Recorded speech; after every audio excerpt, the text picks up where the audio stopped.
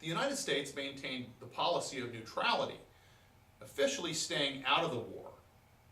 And in 1916, Woodrow Wilson was re-elected to a second term as president with the campaign slogan, "He kept us out of war," at least for the time being, until he was re-elected, and then he got us into the war.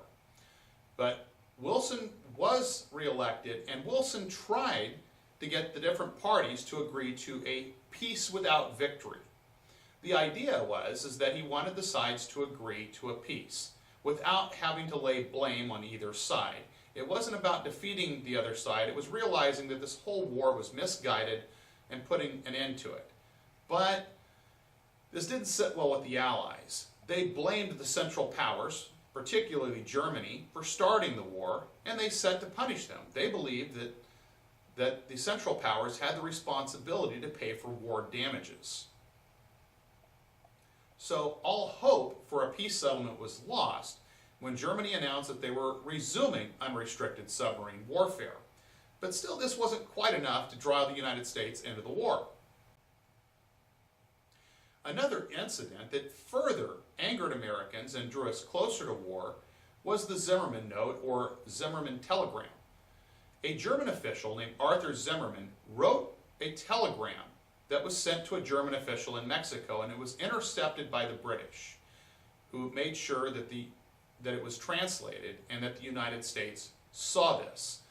In the note, Arthur Zimmermann suggested that should war break out between the United States and Germany, or should we enter the war, that Mexico should declare war on the United States, and that it was understood that Germany would help Mexico regain the territory lost in the Mexican-American War.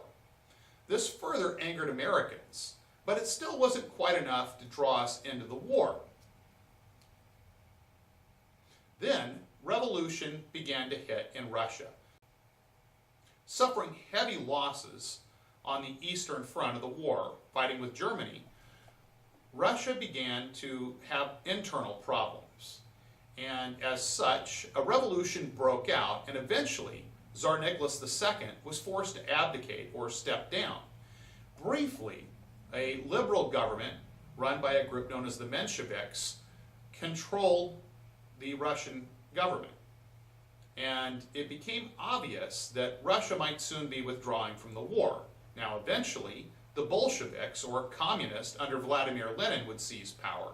And Lenin would get Russia out of the war when he signed the Treaty of Brest-Litovsk with Germany, ending Russia's participation in World War I. So, with this Russian Revolution making it obvious that Russia was soon going to be withdrawing from the war, Americans began to have a real fear that Germany might come out on top in this war. And Woodrow Wilson asked Congress for a declaration of war on Germany so that the world could be made safe for democracy.